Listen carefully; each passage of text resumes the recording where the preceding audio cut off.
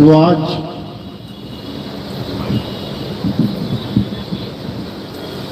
जोधपुर में गुरु पूर्णिमा के उपलक्ष्य में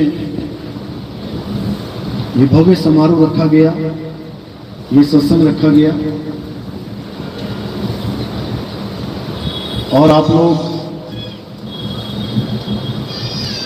इस सत्संग में शामिल होके इस सत्संग को चार चांद लगाया, इस पर्व को महापर्व बनाया। इसके लिए सबको दिल से शुभकामनाएं देता हूं।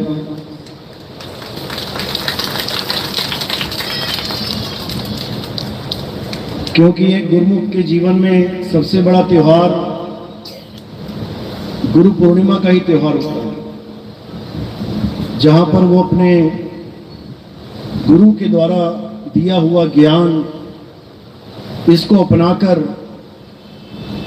उस बताए हुए मार्ग पे चलने के लिए प्रण करता है, हिम्मत करता है कि मैं अपने गुरु के बताए मार्ग पे चलूं और ये जन्म मरण का रोग जो मुझे लगा हुआ है इसको मैं खत्म कर दूं। इसलिए बाकी त्योहारों को नीचे रखा गया है। सबसे बड़ा त्योहार एक गुरुमुख के जीवन में गुरु पूर्णिमा का त्योहार है और आज वही गुरु पूर्णिमा है। तो आज गुरु पूर्णिमा के उपलक्ष्य में ये भव्य समारोह रखा गया है और मैं अरदास करूंगा कि जो भगत सत्संग में आए हैं और जो नहीं भी आ पाए हैं, लाइव देख रहे हैं, इसी जीवन में सबका कल्याण हो, सबका मंगल हो, सबको इसी जन्म में मुक्ति मिले, दोबारा किसी माँ का गर्भ देखने की जरूरत ना पड़े।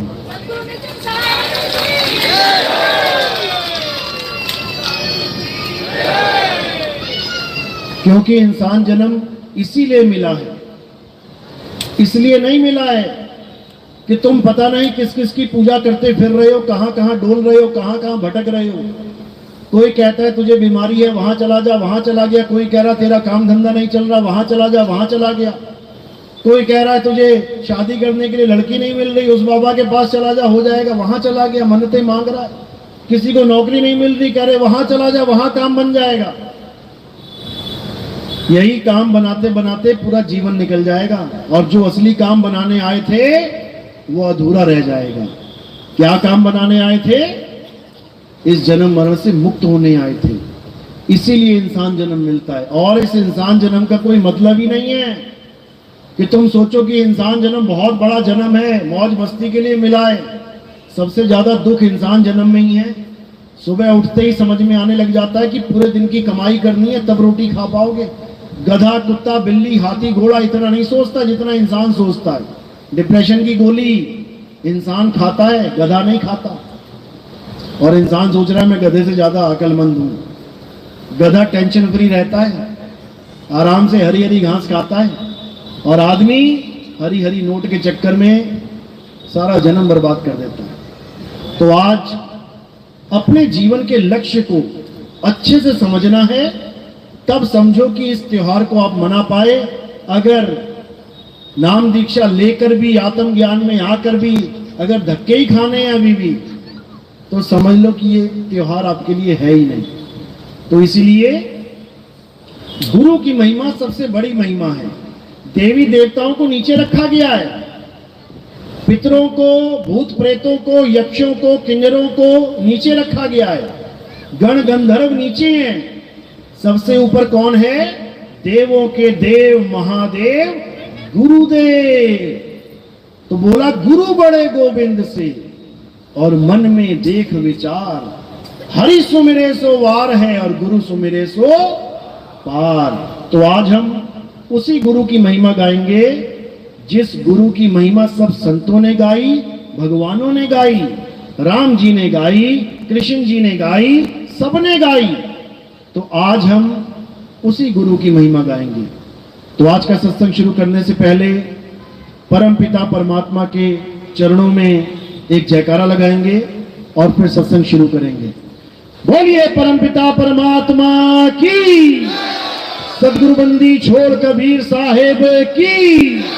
सभी संतों की, सभी भक्तों की, आज के आनंद की, इस गांव नगर बस्ती की, सदगुरु मदनपति साहेब की, दीवान जवाहरपति साहेब की, सदगुरु राम सेवक साहेब की, सदगुरु बराकपति साहेब की, कलीनापुर धाम की, सभी संतों की, सकल हंस को बंदगी, साहेब बंदगी, सतनाम सतनाम।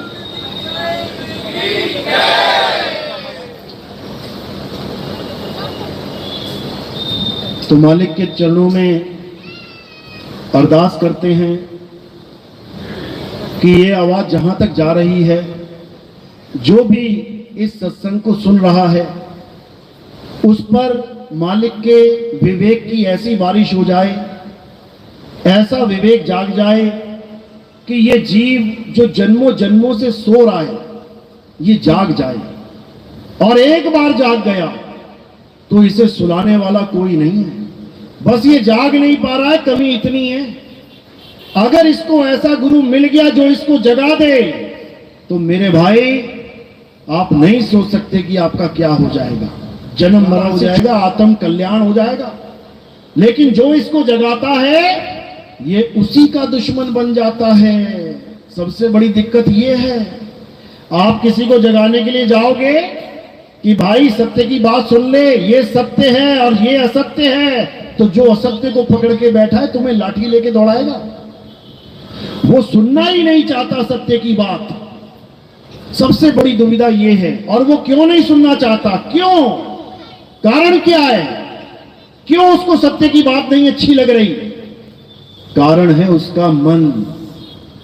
वो मन जो उसको उलझा के बैठा है, वो मन जो उसको असत्य के साथ जोड़ के बैठा है, वो मन जो उसे दुनियावी लालच में फंसा के बैठा है कि तेरे काम नहीं बन रहे, इस दरबार में आजा तेरे काम बन जाएंगे। चाहे दरबार में जाने के बाद वो गधा कुत्ता घोड़ा बन जाए अगले जन्म में, उससे किसी को मतलब नहीं है। वो चाहे भूत प्रेत चंडाल बन जाए, राक्षस बन जाए, उससे कोई मतलब नहीं है।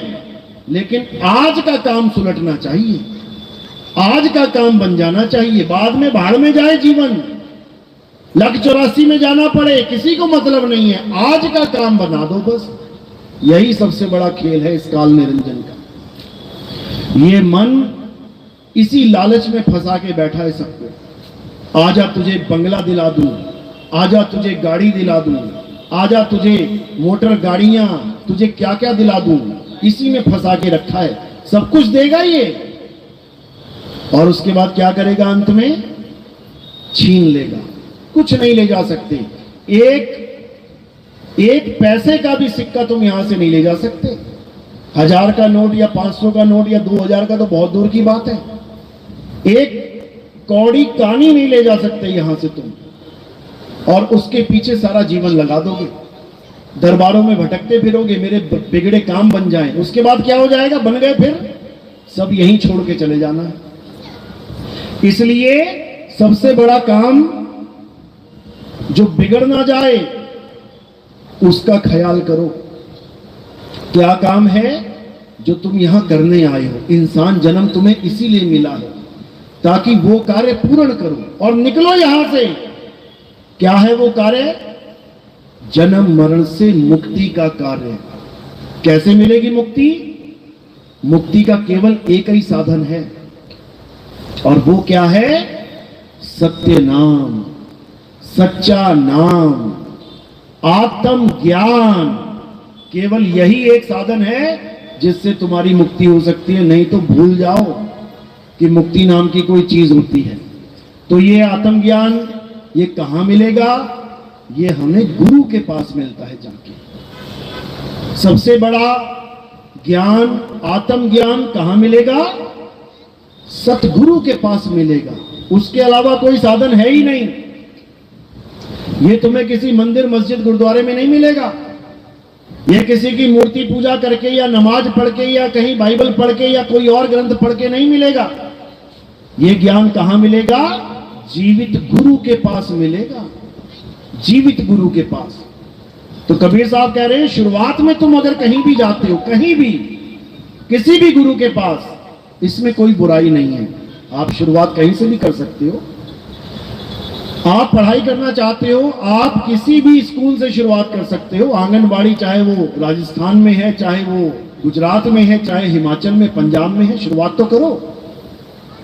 कहीं से भी कर सकते हो। धीरे धीरे धीरे धीरे आगे बढ़ते जाओगे और बढ़ते बढ़ते बढ़ते एक ऐसी जगह पहुंच जाओगे जिसको हम पूर्ण ज्ञान कहते हैं। वहां तक पहुंचने के लिए तुम्हें कई गुरु धारण करने पड़ेंगे।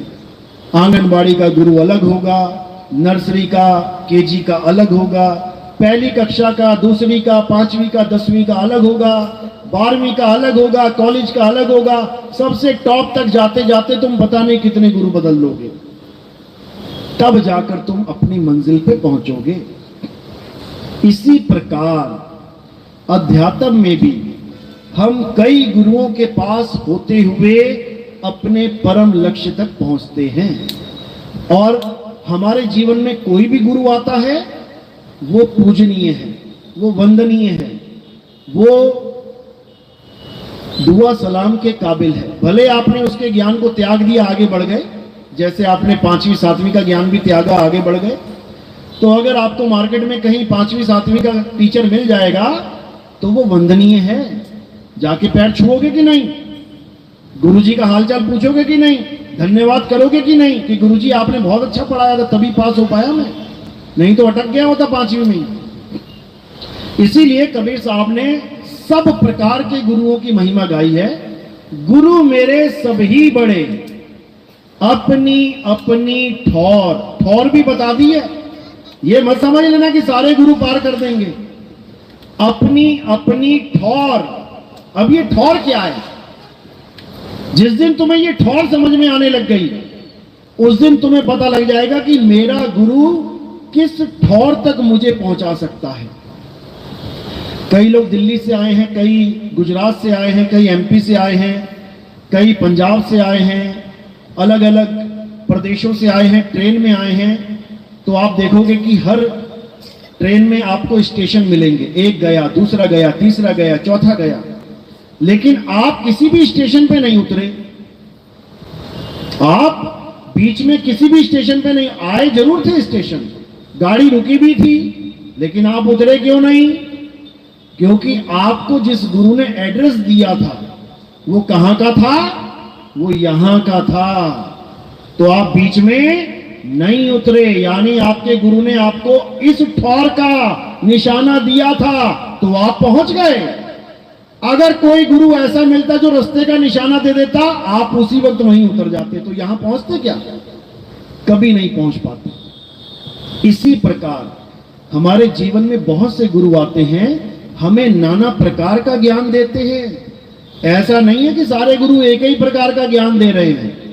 अरे कोई जाप दे रहा है, कोई श्वासों का अजपा जाप दे रहा है, कोई अनहद नाद दे रहा है, कोई कुछ दे रहा है, कोई कुछ दे रहा है, कोई भूत प्रेतों की पूजा करवा रहा है, कोई चंडालिनी की पूजा करवा रहा है। एक जगह तो एमपी में चुड़ैल माता का मंदिर बना रखा है, वहां जो बैठा हुआ है वो चुड़ैल माता की पूजा करवा रहा है। कर लो, क्या करोगे? और उस गांव के लोग जा भी रहे हैं चुड़ैल माता की पूजा करते। और तो और आगे बढ़ोगे तो चंडाल देव भी बैठा हुआ है, चंडाल भगवान, शैतान भगवान की पूजा चल रही है। करने वाले कर रहे हैं, आरती गा रहे हैं, तन मन धन निछावर है, लाखों रुपया चंदा दे रहे हैं। और आगे बढ़ोगे, एक एमपी में, पता नहीं राजस्थान में कहां मंदिर है, वो कुतिया माता का मंदिर है। कुतिया माता का मंदिर, यानी देवताओं की कमी पड़ गई हमारे धर्म में, अब कुतिया की पूजा करेंगे हम सारे मिलके। तो ऐसे भी मंदिर हैं और वहां भी गुरु बैठा है, वो भी आरती करवा रहा है पूरी पूरी, और लोग पूरी श्रद्धा से कर रहे हैं। हालांकि बुराई नहीं है, कम से कम कुछ तो कर रहे हैं, कुछ तो कर रहे हैं, कुछ नहीं से कुछ भला। और गुरु आगे आ जाओ, अभी रावण का मंदिर है एक वहां पे एमपी में। सारे मंदिर मुझे एमपी में ही दिखाई देते हैं ऐसे। एक मंदिर ऐसा है जहां दुर्योधन की पूजा होती है, साथ में कर्ण को भी भगवान बना रखा है, कर्ण की पूजा हो रही है। क्यों? दानवीर था। अरे भले दानवीर था, लेकिन था तो अधर्मी, अधर्म के साथ खड़ा था, इसलिए तो नाश हुआ उसका। अगर धर्म के साथ खड़ा होता तो 5 पांडव में से एक भी ना मरा, कर्ण भी नहीं मरता। अगर धर्म के साथ खड़ा होता तो, लेकिन धर्म के साथ नहीं था तो मारा गया। तो भैया पूजनीय थोड़ी नहीं है कि तुम उसकी पूजा करो। हाँ, उसमें एक गुण था कि वो दानी था, ठीक है, तुमने मान लिया वो दानी है, इतना बहुत है। लोग आज भी कर्ण को इज्जत देते हैं कि भैया दानी था, ठीक है, अच्छी बात है, लेकिन पूजनीय नहीं है कि तुम भगवान की तरह उसकी पूजा करने लग जाओ। दानवीर तो रावण भी था। कर्ण ने क्या सिरदान दिए थे? कर्ण ने क्या सिरदान दिया था? रावण ने कितनी बार सिर काट के चढ़ाया। तो फिर तो वो महादानी है, दानियों से भी दानी बड़ा है वो। फिर तो रावण की पूजा कर लो। फिर हमारा सनातन धर्म क्या बोलेगा? हम रावण के पुजारी हैं, हंसेंगे लोग तुम्हारे ऊपर। लेकिन फिर भी पूजा चल रही है। कारण अज्ञानता, क्योंकि हमें पता ही नहीं है पूजा किसकी करनी है, इसलिए थोड़ा सा दुख आता है, जैसा कोई बताता है वैसे ही पूजने लग जाते हैं। समझो बात को। अब ये जो पूजा में तुम्हारा दिल टिक गया, मन टिक गया, ये कैसे टिक जाता है? इसका भी कारण है, गीता में बता रखा है। गीता में क्या बोलते हैं 7वें अध्याय में? हे अर्जुन, मेरी पूजा के अलावा अगर कोई किसी की पूजा करता है तो वो अज्ञानता पूर्ण कार्य किया जा रहा है। वो कोई ज्ञानियों वाले लक्षण नहीं है, लेकिन फिर भी मैं उस भगत के मन को उस देवी देवता के या किसी के भी पूजा में स्थिर कर देता हूं, यानी उसके मन को टिका देता हूं, उसको उसी में भगवान नजर आने लग जाएगा।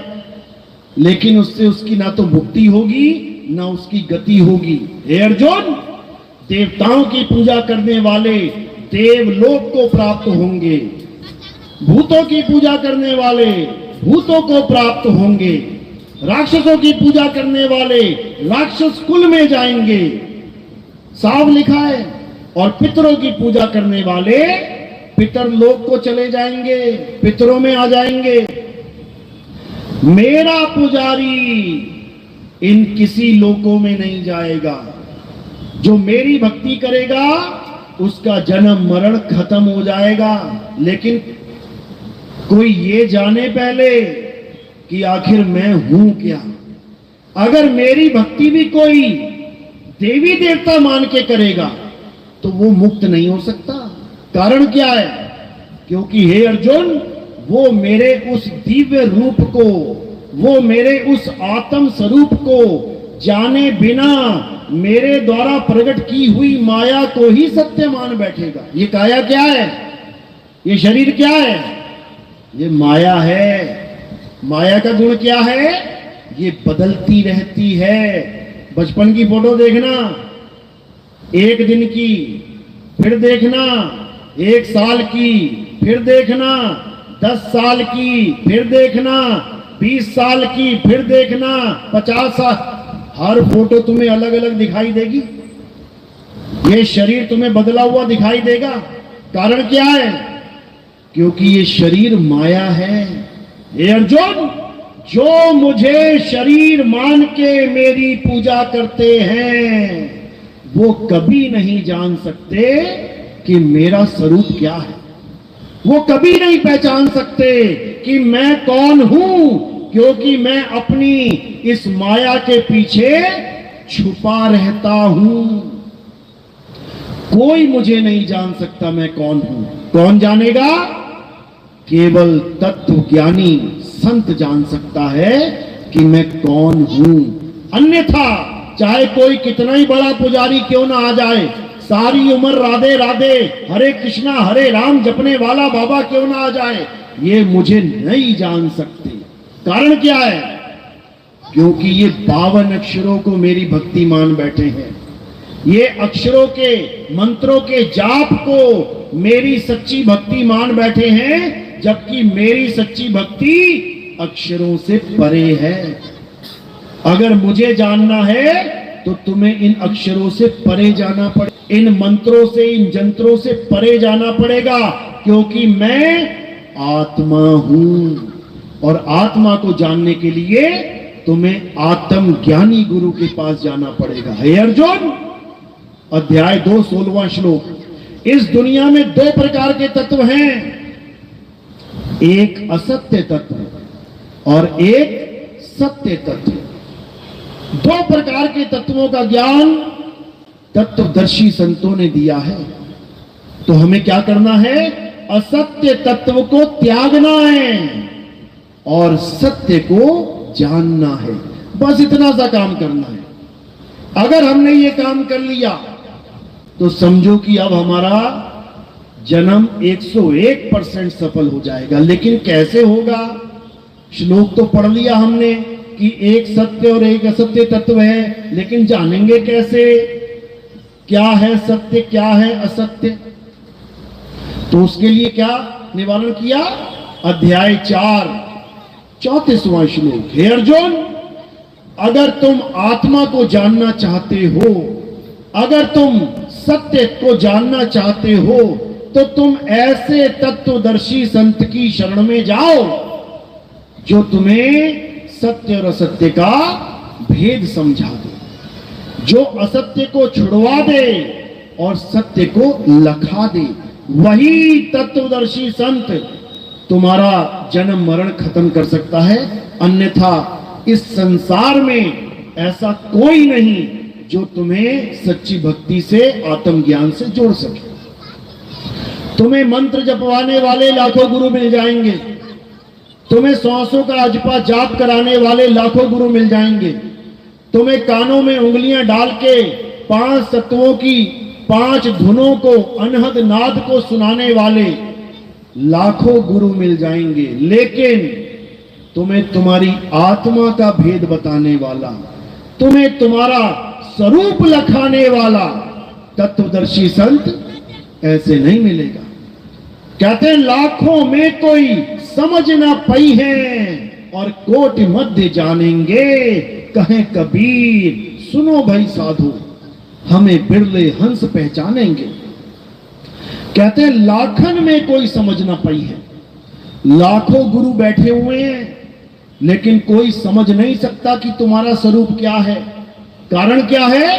क्योंकि वो खुद अपना स्वरूप नहीं जान पा रहा। वो कहां फंस गया है?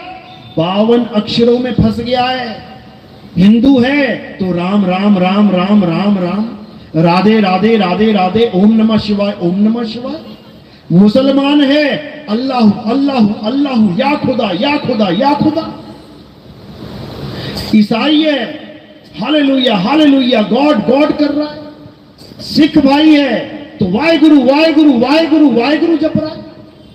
चारों को लग रहा है कि हम अलग अलग भक्ति कर रहे हैं, चारों को लग रहा है हम अलग अलग दवाई खा रहे हैं। लेकिन दुख के साथ कहना पड़ता है कि चारों की दवाई एक है। और कौन सी दवाई है? ये 52 अक्षरों की दवाई। कोई वर्णमाला में से रा और मां उठा के बैठ गया, कोई उसी वर्णमाला से वाह गुरु उठा के बैठ गया, कोई उसी वर्णमाला से अल्लाहू उठा के बैठ गया, कोई उसी वर्णमाला से गॉड हालेलुया उठा के बैठ गया। एक ही वर्णमाला है, 52 अक्षरों का खेल है।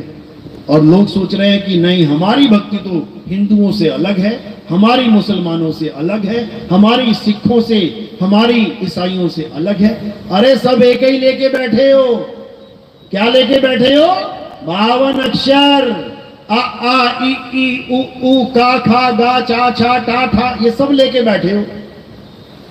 इसीलिए कबीर साहब को कहना पड़ा गुरु ग्रंथ साहिब में, 52 अक्षर जोरे आन, सक्या न अक्षर एक पहचान, सत का शब्द कबीरा कहे, पंडित होए सो अनपढ़ रहे, पंडित जन को एओ व्यवहार, ज्ञानवंत को तत्व विचार, जाके जीव जैसी बुद्धि होई, और कहे कबीर जानेगा सोई।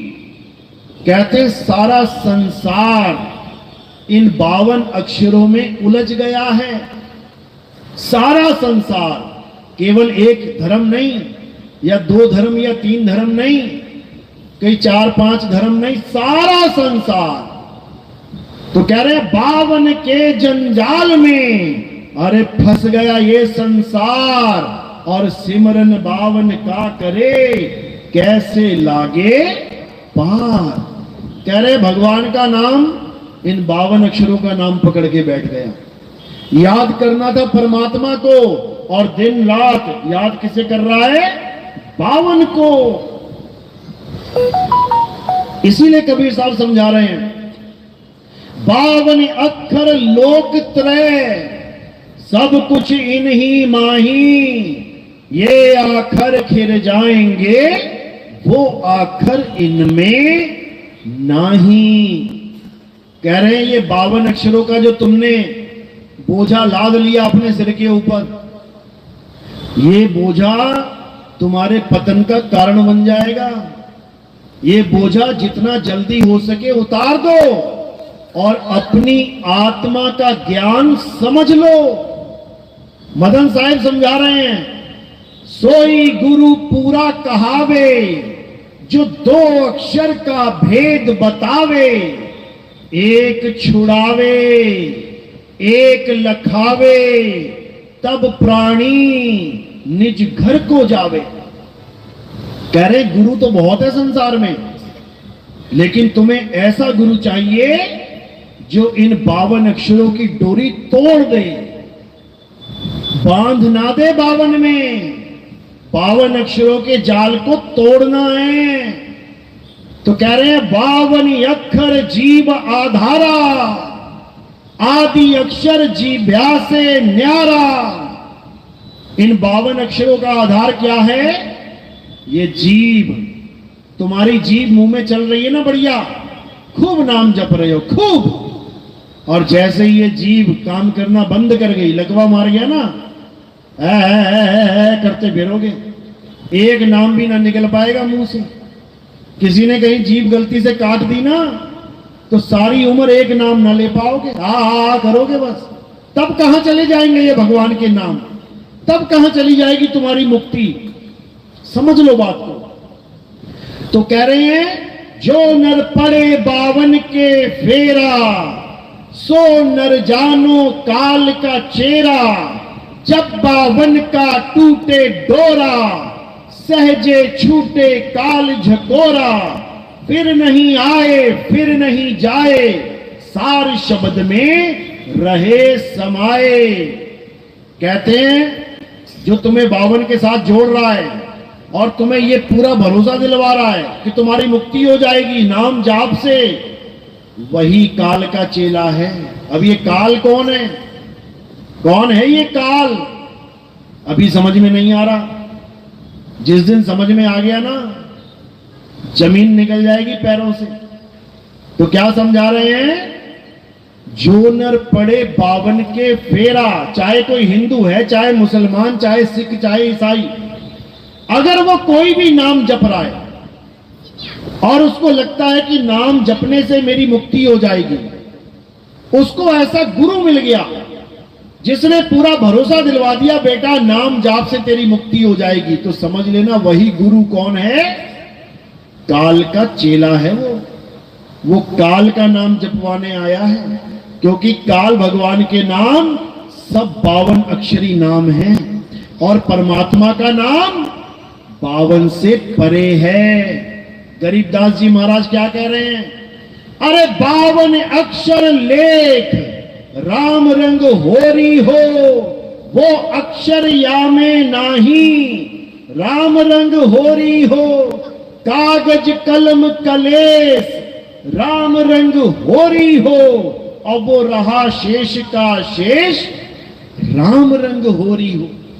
कहते हैं ये 52 अक्षर कलेस हैं जो तुमने कागज और कलम से हजारों लाखों करोड़ों नाम बना लिए भगवान के। ये तुमने अपने जीवन को कलेश बना लिया। आज जो एक देश दूसरे देश से लड़ रहा है, पता है क्यों लड़ रहा है? क्या कारण है? यही 52 अक्षर कारण है। एक ने उसका नाम रख दिया यहोवा, एक ने उसका नाम रख दिया या खुदा।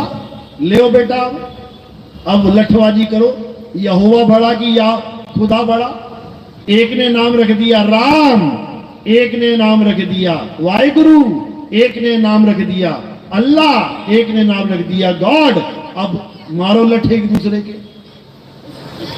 52 अक्षर का खेल है ये, 52 अक्षरों की लड़ाई है ये। हमारी तुम्हारी लड़ाई नहीं है। हम सब एक मालिक के बच्चे हैं।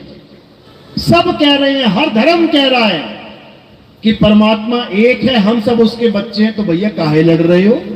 क्यों लड़ रहे हो? कारण क्या है? कारण है 52 अक्षर। मैंने उसका नाम रख दिया राम और वो रख के बैठा है खुदा। अब मैं ना मानता कि खुदा है वो, मैं तो राम में बिल्कुल संतुष्ट हूं। ये है झगड़ा। सबकी जुबान काट दी जाए, सारे अक्षरों को खत्म कर दिया जाए, कागज कलम खत्म कर दी जाए, सारे 52 अक्षर ध्वस्त कर दिए जाएं। अब बताओ तुम्हारे भगवान का क्या नाम है? कौन सा मंत्र जाप करोगे? कौन सा ग्रंथ लिखा है? क्या पढ़ोगे? कुछ नहीं, क्योंकि ये सारा खेल 52 अक्षर का है।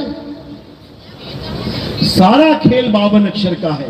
सारी आरतियां भगवानों की, ओम जय जगदीश हरे, जय संतोषी माता, जय पिता, जय बाबा, सब 52 का खेल है। सारे ग्रंथ, वेद पुराण गीता भागवत उपनिषद, सब 52 का खेल है।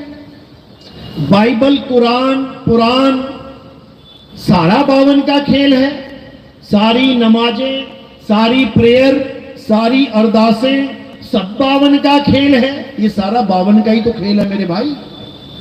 और इसी 52 में उलझ पुलझ के सारा संसार ऐसी कगार पे आ गया है कि कभी भी परमाणु बटन दब सकता है, केवल इस 52 के चक्कर में। समझ लो, अगर ये 52 का खेल ना हो तो सब भाई भाई एक दूसरे की मदद करें, एक दूसरे से प्यार करें, एक दूसरे के सुख दुख को समझें। लेकिन नहीं, 52 इनको इंसान से प्यारा है। बोल जय श्री राम वरना गला काट दूंगा, बोल अल्लाहू अकबर वरना जान से मार दूंगा। इनको 52 प्यारा है। इनको अपने भगवान की बनाई संतान प्यारी नहीं है। इनको अपना भाई प्यारा नहीं है। मुसलमान नहीं सोच रहा है कि यहूदी हमारे भाई हैं। अल्लाह ने ही यहूदियों को भी बनाया है। यहूदी नहीं सोच रहा है कि मुसलमान उनके यहोवा के ही बच्चे हैं। मुसलमानों को किसी और ने नहीं बनाया। हिंदू नहीं समझ रहा है कि ईसाई सिख मुसलमान उसी परमेश्वर के बच्चे हैं जिसने उसको बनाया है, उसी ने सबको बनाया है। नहीं मानने को तैयार है, क्योंकि 52 प्यारा है। 52 छूटने का नाम नहीं ले रहा। इसीलिए सब संतों ने सबसे पहले 52 पे प्रहार किया है। 52 पे समझ जाओ तो क्या कह रहे हैं? 52 अक्षर लोकत्रय, सब कुछ इन्हीं माही, और ये अक्षर खिर जाएंगे, वो अक्षर इनमें नहीं। यानी अब हमें वो अक्षर जानना है जो 52 से परे है। और वो क्या है?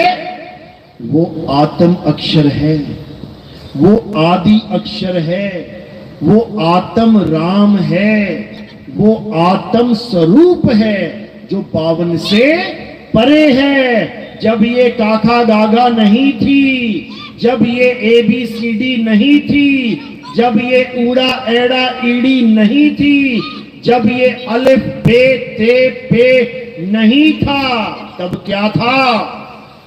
जब ये संसार नहीं था, जब ये इंसान नहीं था, तब क्या था?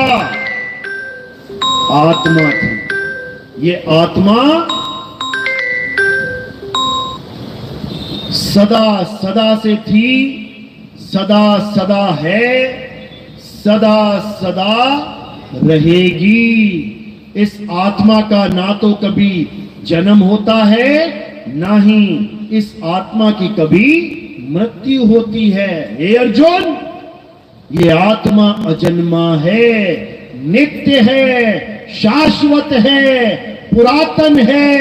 ये आत्मा ही सत्य सनातन है। तो नितिन दास इसी सत्य सनातन धर्म की पूजा करता है और इसी सत्य सनातन धर्म का प्रचार करता है। सत्य सनातन धर्म का मतलब ये बिल्कुल नहीं है कि तुम किसी देवी देवता की पूजा करो, या तुम किसी पत्थर को भगवान मानो, या तुम किसी नदियों में स्नान करने को सत्य सनातन धर्म समझो। बिल्कुल नहीं, बिल्कुल नहीं। सत्य सनातन धर्म की डेफिनेशन क्या है? वो जो सदा से था, सदा है, सदा रहेगा, उसे सत्य सनातन अर्थात आत्म देव कहते हैं। देवों के देव, महादेव आत्म देव कहते हैं। उसी आत्म देव की महिमा सब संतों ने गाई है। उसी आत्म देव की महिमा गीता में श्री कृष्ण जी उसी आत्म देव की महिमा गा रहे हैं। लेकिन ना तो गीता पढ़ने वाले समझ रहे हैं, ना कृष्ण जी की पूजा करने वाले समझ रहे हैं। अगर गीता को अच्छे से समझ लिया जाए, अगर गीता को अच्छे से अध्ययन करके हमारे सत्संग सुनने के बाद समझा जाए, तो तुम्हें एक एक बात समझ में आने लग जाएगी कि गीता क्या करने को और क्या त्यागने को कह रही है।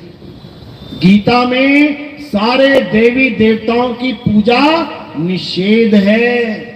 मना किया गया है कि किसी देवी देवता की पूजा मत करना, वरना कहां चले जाओगे? देवलोक को चले जाओगे। और देवलोक कोई बहुत बढ़िया स्थान नहीं है जो तुम्हें लगे कि हम तो स्वर्ग में पहुंच गए। स्वर्ग कुछ भी नहीं है उस परम पद के आगे जिसकी महिमा कृष्ण जी समझा रहे हैं गीता में। स्वर्ग तो एक छोटा सा लालच है मात्र, कि कुछ नहीं कर रहा है, चल देवताओं की पूजा कर ले, कम से कम स्वर्ग चला जाएगा। ठीक है, कुछ दिन आनंद में रहेगा, उसके बाद वापस आना पड़ेगा। यहां इंद्र नहीं टिक पाया स्वर्ग में हमेशा के लिए, जिसको हम स्वर्ग का राजा कहते हैं, उसका आसन भी डोल जाता है। कब? जब धरती लोक पे कोई साधु महात्मा, कोई ऋषि तपस्या करने लग जाता है ना, तो सबसे पहले किसका आसन हिलता है? इंद्र का। क्यों हिला? क्योंकि उसको उतार दिया जाएगा गद्दी से और उस ऋषि को बैठा दिया जाएगा। अब नया इंद्र कौन बन जाएगा? वो ऋषि महाराज बन जाएगा। फिर एक और आएगा, फिर ऋषि महाराज का आसन हिलने लग जाएगा, फिर दूसरा आएगा, फिर तीसरा आएगा। ये चक्की चलती रहेगी सारी उम्र, समझ लो। तो कृष्ण जी ये बिल्कुल नहीं कह रहे कि देवी देवताओं की पूजा करो। हां, वो ये जरूर कह रहे हैं कि कुछ नहीं आता, चल देवी देवता पूज ले, लेकिन इससे तू कोई ज्ञानी नहीं बन जाएगा। इससे कोई तुझे गर्व की बात नहीं है कि तू महान बन जाएगा।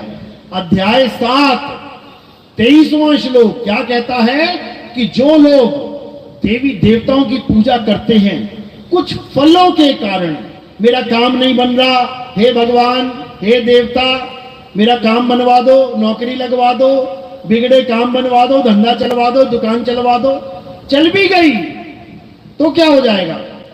कहते हैं कि जो देवी देवताओं की पूजा करते हैं और उनके द्वारा जो फल उन्हें प्राप्त होते हैं वो क्षणिक होते हैं, कुछ समय के लिए। और ये बिल्कुल मत मान लेना कि देवी देवता दे रहे हैं तुम्हें फल। देवी देवता भी मेरे द्वारा निर्धारित किया हुआ फल दे सकते हैं, उनके अपने पल्ले कुछ भी नहीं है। याद रखना ये बात।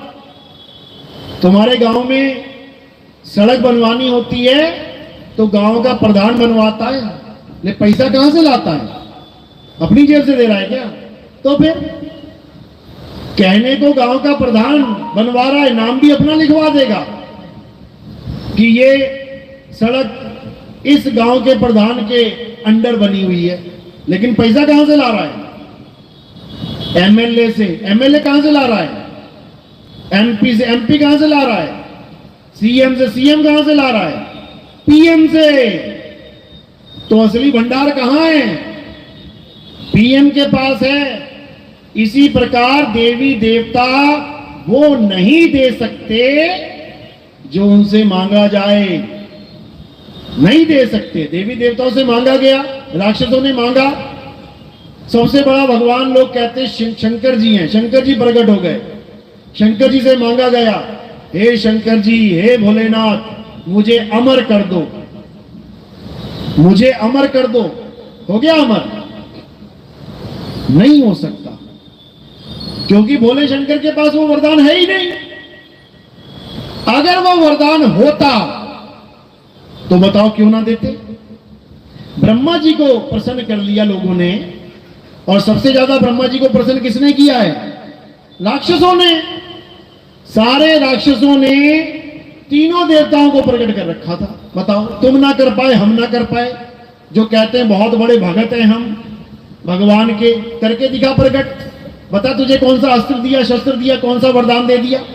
सारी उम्र घंटी बजाते, तिलक लगाते, आरती घुमाते बीत गई। अरे तुमसे अच्छा तो राक्षस है, जो कम से कम भोले शंकर को प्रकट तो कर दिया, कम से कम ब्रह्मा जी से वरदान तो ले लिया। फिर भी राक्षस का राक्षस ही रहा। समझो, भगवान को प्रकट करने के बाद भी उसकी कैटेगरी चेंज नहीं हुई। राक्षस राक्षस ही रहा। वो ना तो देवता बन पाया और ना ही मनुष्य बन पाया। समझो इस बात को। तो जिन देवी देवताओं की पूजा करके सारा संसार भ्रमित हो रहा है और सोच रहा है कि हम सत्य सनातन धर्म वाले हैं, वो डेफिनेशन तक नहीं जानते सत्य सनातन धर्म की। अगर सत्य सनातन धर्म की डेफिनेशन चाहिए तो गीता अध्याय 2 श्लोक नंबर 24 पढ़ो। देखो क्या बोला गया है। हे अर्जुन, ये आत्मा मैं नहीं, या भोले शंकर नहीं, या ब्रह्मा जी नहीं, या 10 अवतार नहीं। किसके बारे में बोला गया? आत्मा। ये आत्मा अछेद्य है। इस आत्मा में कोई छेद नहीं कर सकता। ये आत्मा अदाह है। इस आत्मा का कोई दाह संस्कार नहीं कर सकता। ये आत्मा अशोष्य है। इसको कोई सुखा नहीं सकता, कोई गीला नहीं कर सकता। ये आत्मा अचल है। ये आत्मा सदा स्थिर रहने वाली है। ये आत्मा पुरातन है। ये आत्मा ही सत्य सनातन है। ये है डेफिनेशन। अब जो कोई कहता है कि मैं सत्य सनातनी हूं, तो बेटा बता फिर आत्मा के बारे में क्या जानता है तू? आत्मा के बारे में कैसे पूजा की जाती है आत्मा की? आत्म देव को कैसे पूजा जाता है? अगर ये वो बता दे तब समझना कि वो सनातनी है। और वो कहे कि आरती की थाली ले आओ, दिया जलाओ, पत्थर के आगे, मूर्ति के आगे पूजा कर लो, ये आत्मा की पूजा है? तो ये आत्मा की पूजा नहीं है। ये पत्थर की पूजा है, जिसको तोड़ा जा सकता है, जिसे फोड़ा जा सकता है, जिसे काटा जा सकता है, जिसे भिगोया जा सकता है, जिसे सुखाया जा सकता है। वो पत्थर आत्मदेव नहीं है। समझ लो। और अगर कोई ये कहे कि उस पत्थर में यानी कण कण में भगवान है, तो ये प्राण प्रतिष्ठा की बात क्यों करते हो? फिर तो सारे पत्थरों में भगवान ही है। जब कण कण में भगवान है तो जो मूर्ति पहले से बनी पड़ी है सड़क के किनारे, उसमें भी भगवान है। फिर तुम प्राण प्रतिष्ठा की बात क्यों करते हो? हम इसमें प्राण डाल देंगे, यानी पहले भगवान नहीं था। जो पहले उसमें भगवान था उसमें प्राण नहीं था। बिना प्राण के भगवान बैठा था कण कण में। ये क्या बातें करते हो? ये सत्य सनातन धर्म नहीं है। सत्य सनातन धर्म है आत्म देव की पूजा करना।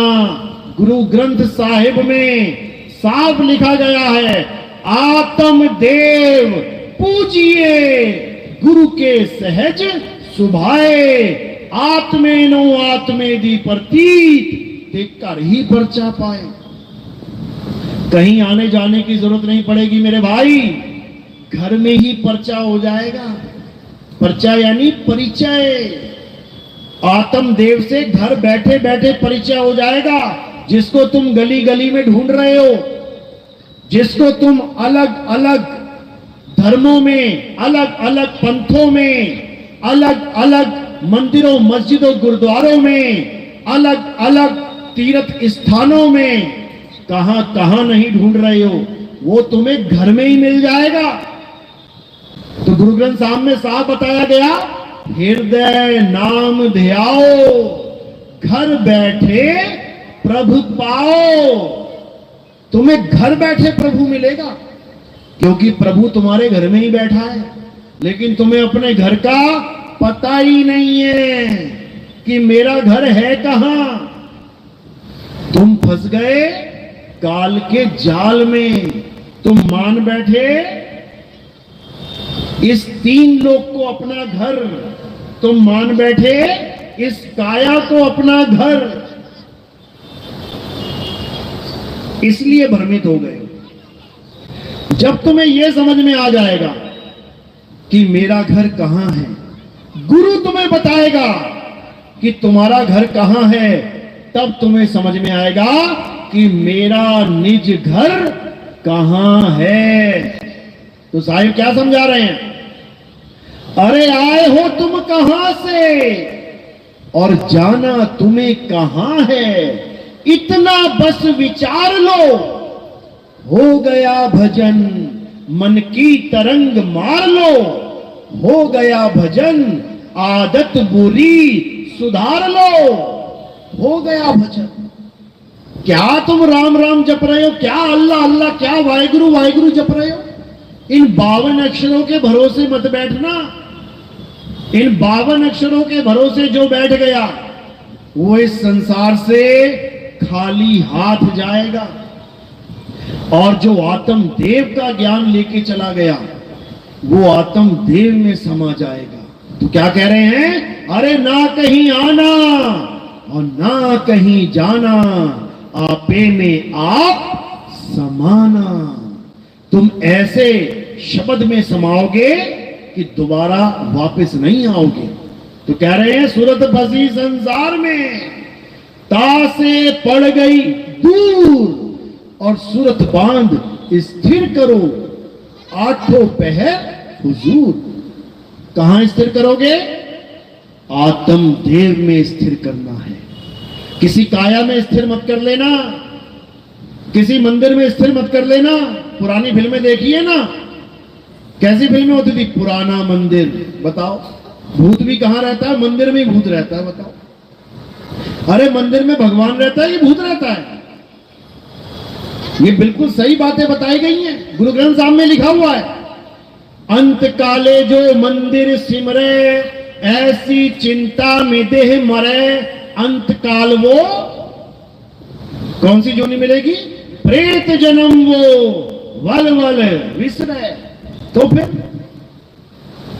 प्रेत बन के आना पड़ेगा। मंदिर का मतलब केवल मंदिर नहीं है, मंदिर का मतलब है ये ईंट पत्थर मकान दुकान। अगर तुम्हारी सुरता किसी मकान दुकान में रह गई, ईंट पत्थरों में रह गई, तो वापस तुम्हें आना पड़ेगा, भटकना पड़ेगा। तो इसलिए बार बार संत महात्मा यही समझा रहे हैं कि तुम्हारा ध्यान कहां रहना चाहिए? 24 घंटे कहां रहना चाहिए? तुम्हारी आत्मा में। तुम्हारी आत्मा में तुम्हारा ध्यान रहे।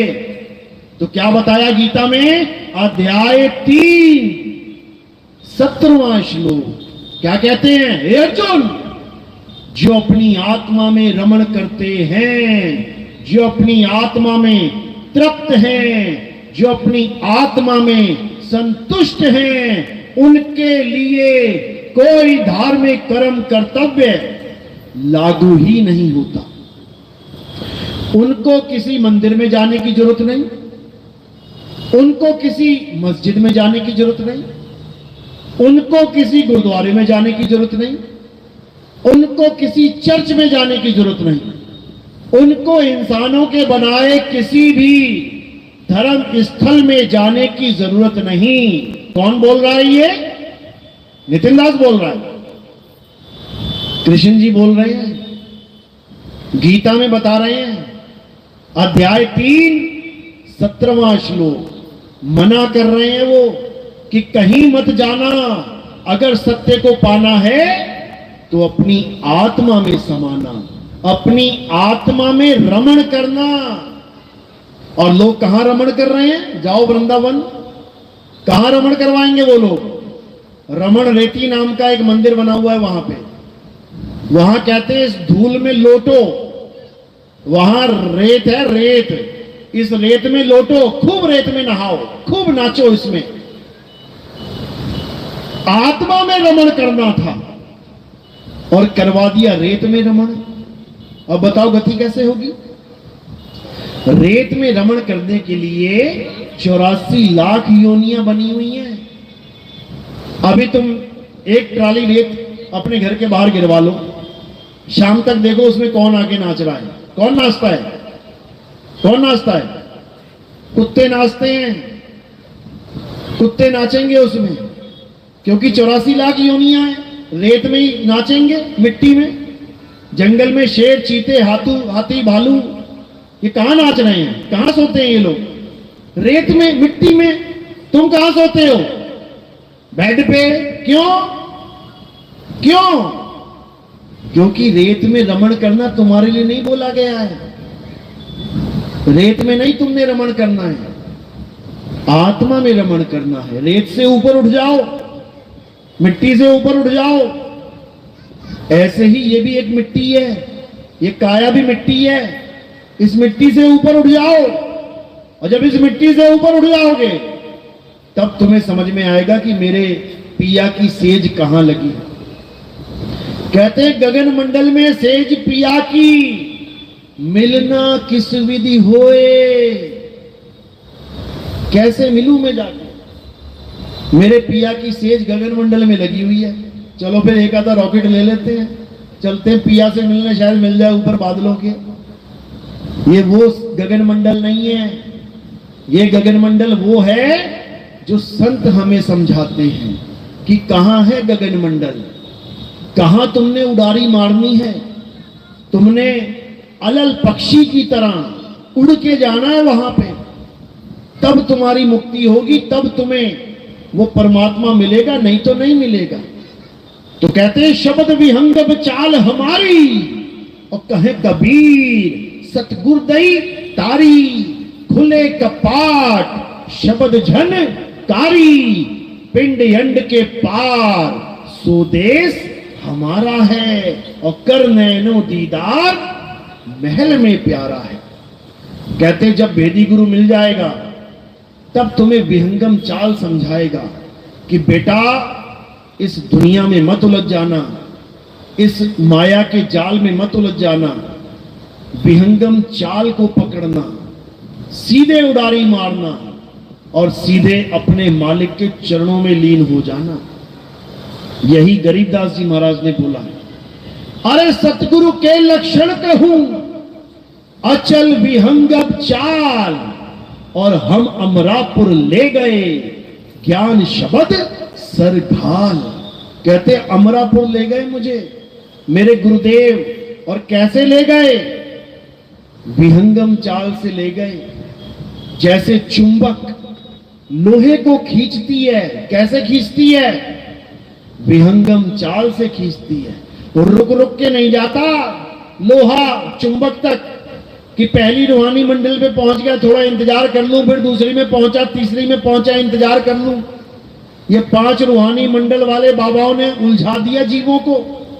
ये तुम्हें मंडलों में ही तुम्हारा कमंडल टेढ़ा कर देंगे, वहीं पे हालत खराब हो जाएगी। इन चक्करों में उलझा दिया, ये स्वाद चक्कर, ये नाभि चक्कर, ये कंठ चक्कर, घन चक्कर बना दिया तुम्हें इन चक्करों में। अब इन चक्करों में नहीं उलझना है, इन चक्करों से परे अपने आत्म स्वरूप को जानना है। और वो कैसे जानेंगे? विहंगम चाल से। तो साहिब समझा रहे हैं, जब विहंगम चाल वाला गुरु तुम्हारे जीवन में आ जाएगा, वो हर प्रकार के अज्ञान का नाश कर देगा।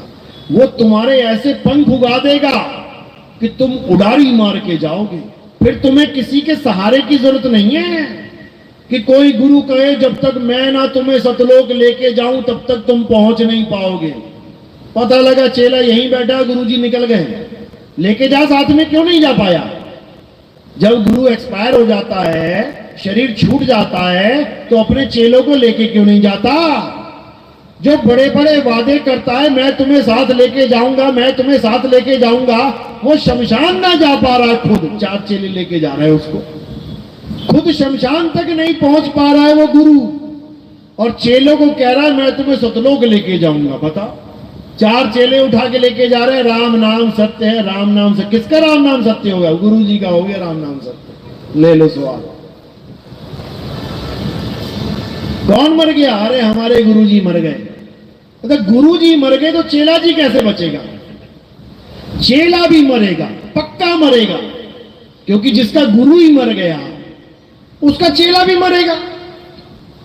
लेकिन हमारे पंथ में ना तो गुरु मरता है और ना ही चेला, क्योंकि हमारे यहां दोनों अमर हैं। इसीलिए साहिब ने बोला है, हम ना मरेब मरेब संसारा, हमको मिला जियावन हारा। कहते हम वो नहीं है जो मर जाएंगे, सारा संसार मर जाएगा, हम ना मरते। और जो हमारा शिष्य हो गया उसको भी ना मरने देते, उसको भी अमर कर देंगे। मर नहीं सकता वो। अब कई लोग सोचेंगे अच्छा मर नहीं सकता, अभी गोली मार देते। अरे गोली छोड़, परमाणु बम फेंक दे, चेला मर नहीं सकता। क्यों? वो अविनाशी है, ईश्वर अंश जीव अविनाशी। उस अविनाशी जीव को कौन मारेगा भाई? कोई माई का लाल नहीं मार सकता। बस वो जीव अज्ञानतावश अपने आप को काया मान के बैठ गया है, इसलिए बार बार जन्म और मरण में फंसा पड़ा है। इससे ज्यादा और कुछ नहीं है, भूल जाओ। तो कबीर साहब यही समझा रहे हैं कि जब शब्द गुरु अपने शिष्य को ज्ञान देगा तो उसे वो अपना स्वरूप देगा। वो ऐसा नहीं रखेगा कि गुरु आदमी है और चेला औरत बनी हुई है, कि गुरु बूढ़ा है और चेला जवान हुआ पड़ा है। वो ऐसा ज्ञान नहीं देगा। वो कैसा ज्ञान देगा? वो शब्द गुरु सूरत धुन चेला, उस धुन को तुम्हें अपना गुरु बनाएगा। कि तुम्हारा गुरु कौन है? वो शब्द है, और तुम क्या हो? तुम सूरत हो। और क्या करना है? शब्द में समाना है। तो जब सूरत शब्द में समाएगी तो क्या होगी? शब्द ही हो जाएगी, क्योंकि वो शब्द ही है, बस अपने स्वरूप को भूल चुकी है। इसीलिए साहिब कह रहे, गुरु को कीजिए दंडवत और कोटि कोटि प्रणाम, कीट न जाने भृंग को, गुरु कर ले आप समान। गुरु वो होता है जो तुम्हें अपने समान कर ले। गुरु वो नहीं होता जो तुम्हें भी काया बना के छोड़ रखा और खुद भी काया बना पड़ा है। तुम्हें भी शरीर बना रखा है, तू आदमी, तू औरत, तू जवान, तू बूढ़ा, तू बच्चा, और खुद भी आदमी औरत बना बैठा है, खुद भी बूढ़ा बच्चा जवान बना बैठा है। वो गुरु नहीं है, वो गुरुआ है। वो गुरुआ है। वो ना तो अपना स्वरूप जानता है, ना ही तुम्हें तुम्हारा स्वरूप बता सकता है। वो गुरुआ है, गुरुआ। तो साहिब समझा रहे हैं, गुरुआ तो घर घर फिरे, कौड़ी केर 50, अपने रूप की खबर नहीं, शिष्य करण की आस। चेले बनाने में लगा हुआ है, यूट्यूब भरा पड़ा है, बस तुम इतना लिख दो गुरु जी। अब देखो वहां कैसे कैसे गुरु जी बैठे हुए हैं। तुम सोच भी नहीं सकते कि किस किस की पूजा करवा रहे हैं। तुम्हारा दिमाग खराब हो जाएगा देख देख के। लेकिन वो भी इज्जत प्राप्त कर रहे हैं, वो भी मान बढ़ाई प्राप्त कर रहे हैं, उनको भी लाखों का दान चंदा आ रहा है, बड़े बड़े आश्रम उन्होंने भी बना लिए हैं, लेकिन वो सतगुरु नहीं हो सकते, वो झूठे गुरु हैं। तो साहिब समझा रहे हैं, अरे झूठा गुरु अजगर बना और 1,84 जाए, सारी संगत चींटी बनी, तोड़ तोड़ के खाए। वो अपनी बर्बादी का इंतजाम करके बैठा है। गुरु तो बन गया, हजारों लाखों चेले भी बना लिए, बड़े बड़े आश्रम भी बना लिए। उसके बाद जब प्राण पखेरु उड़ेंगे और जब वो अंत समय में अपने स्वरूप को प्राप्त नहीं कर पाएगा तो कहां जाएगा? सूक्ष्म शरीर में। स्थूल शरीर को छोड़ के जीव कहां जाता है? सूक्ष्म शरीर में। और जब वो सूक्ष्म शरीर में चला जाता है तब वो ऐसी माया की जेल में फंस जाता है, अब उसे कोई नहीं बचा सकता। याद रखना, अब उसे कोई नहीं बचा सकता। अब उसे माया ऐसा भरमाएगी कि जन्मों जन्मों तक भुगतान भुगतना पड़ेगा उसे 1,84 में। कारण उसने लाखों जीवों का जीवन बर्बाद कर दिया, इंसान जन्म बर्बाद कर दिया। अगर वो अपना जन्म बर्बाद कर लेता, उसको मौका दिया जाता, मालिक उसको मौका देते, कोई बात नहीं, उसके जीवन में कोई सतगुरु नहीं आया, कम से कम कुछ ना कुछ तो लेके बैठा था, कोई बात नहीं, दूसरा मौका दे देके। लेकिन अगर वो गुरुआ बन बैठा, खुद तो अज्ञानी है और दूसरों को ज्ञान का सहारा देने लगा, खुद तो अपने स्वरूप को कभी जाना नहीं और दूसरों को स्वरूप का ज्ञान देने लगा, क्योंकि हमारी नकल मार मार के आज स्वरूप ज्ञानी भी बन बैठे हैं लोग। पत्थर पूजने वाले, मंत्र जपने वाले आज हमारी डिट्टो कॉपी कर रहे हैं लोग, और उन्हें लग रहा है कि बहुत बड़ा काम कर रहे हैं। बहुत बड़ा काम नहीं कर रहे हो भाई, ये तुम अपने सत्यानाश का इंतजाम कर रहे हो।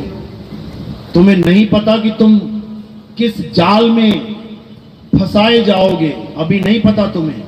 अभी तो तालियां बज रही हैं, लेकिन जब गालियां मिलेंगी फिर बहुत खतरनाक वाली मिलेंगी। जो घोड़ा दौड़ाता है वो चाबुक भी मारता है और साथ में गाली भी देता है। जो हल जोतता है बैल को चाबुक भी मारता है और गाली भी देता है। जब गधे के पीठ पे मिट्टी ढोई जाती है तो चाबुक भी पड़ता है, गाली भी पड़ती है। तो याद रखना, आज की ताली ये कल की गाली बन के सामने आएगी। इसलिए इससे अच्छा है कि चलो ठीक है, चोरी कर रहे हो, लेकिन कम से कम उसका नाम ले लेना चाहिए जिसका ज्ञान तुम कॉपी कर रहे हो, तब तुम ऋण मुक्त हो जाते हो। कई हमारे चेले भी सत्संग करने लग गए हैं। सत्संग करने का तरीका क्या है समझ लो। हालांकि मैंने परमिशन नहीं दी है कि सत्संग करो, लेकिन अगर किसी को दी भी है तो उसका तरीका समझ लो क्या है। हर लाइन बोलने से पहले तुम्हें ये लाइन बोलनी है, हमारे गुरुजी ये कहते हैं, हमारे गुरुजी ये समझाते हैं, ताकि तुम्हें ये ना लगे कि मैं समझाने लग गया। समझो, ये तरीका है ज्ञान समझाने का। अपने गुरु को आगे करो, गुरु की मोहर लगवाओ, तब जाके वो ज्ञान चलेगा। नोट चलाओ, लेकिन साइन गवर्नर के होने चाहिए। और तुम अपने साइन देके चलाने लग जाओगे ना, फिर अंदर हो जाओगे। तो इसलिए गुरु को हमेशा आगे रखना है और ज्ञान समझाओ। ज्ञान समझाने में कोई बुराई नहीं है। ये मनुष्य जन्म मिला इसलिए कि खुद भी समझो और दूसरों को भी समझाओ, ये इसीलिए मिला है। उसके बाद नहीं मिलेगा ये कि कहो कि कुत्ता बन के समझा लूंगा। कुत्ता बन के भाऊ भाऊ करोगे, समझा नहीं पाओगे। बिल्ली बन के म्याऊं म्याऊं करोगे, समझा नहीं पाओगे। खुद नहीं समझोगे, दूसरों को क्या समझाओगे। इसलिए आप तरह औरों को तारे, यानी खुद भी सत्संग को समझो, ज्ञान को समझो और दूसरों को भी समझाओ। खुद भी आत्मज्ञानी बनो और दूसरों को भी आत्मज्ञान का पाठ पढ़ाओ। तब समझो कि कृष्ण जी का गीता का ज्ञान देना सफल हुआ। अगर कृष्ण जी की मूर्ति पूजते रह गए सारी उम्र, अगर कृष्ण जी का नाम जपते रह गए सारी उम्र, तो समझ लो गीता का ज्ञान देने का कोई मतलब ही नहीं है। वो तो पहले से ही चल रहा था। कृष्ण जी से पहले क्या राम जी नहीं आए थे? राम जी का नाम तब भी चल रहा था। राम जी का नाम में कोई कमी थी क्या जो कृष्ण जी को आना पड़ा नाम जपवाने के लिए कि नहीं राम के साथ मेरा भी नाम जपो, हरे कृष्णा हरे राम हरे कृष्णा हरे राम। केवल राम राम से काम नहीं चल रहा था क्या? और अगर नाम ही जपना है तो केवल 2 अवतारों का क्यों जपे? केवल हरे कृष्णा और हरे राम ही क्यों जपे? फिर तो 9 अवतार आ चुके हैं, फिर तो 9 अवतारों का नाम जपो। पहला अवतार कौन सा है? मछली का, जपो हरे मछली।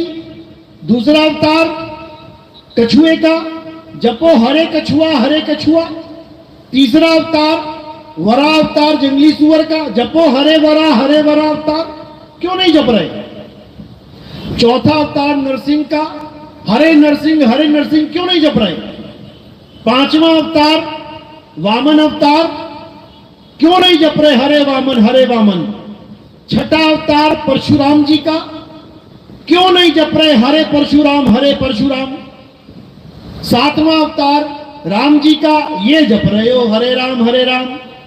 8वां अवतार कृष्ण जी का, हरे कृष्ण जप रहे हो।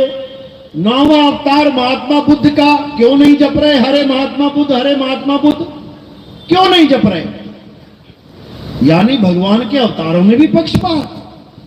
अरे वाह, मतलब जो तुम्हारा मन करेगा वो जप लोगे और जो तुम्हारा मन नहीं करने करेगा उसको तुम छोड़ दोगे। कमाल हो गई। मतलब सारा खेल मन का चल रहा है। मन को जो भाया उसी का नाम जपवाया और बाकी को भुलाया। ऐसे भक्ति नहीं होती भाई। और अगर तुम सोचते हो कि अवतारों के ही नाम जपने हैं तो ये तो अवतार बीत गए, अब इनका नाम जपने का कोई मतलब है ही नहीं। जब राम जी चले गए तो तुम्हारे दुख दूर करने के लिए क्या राम नाम काफी नहीं था? जब राक्षस आए थे मारने के लिए ऋषियों को, तो हरे राम जप के राक्षसों का विनाश करवा देते, अपने दुख दूर कर लेते। क्यों कृष्ण जी को आना पड़ रहा है? वहां नाम काम क्यों नहीं कर रहा है हरे राम? क्या वो राम नाम जानते नहीं थे?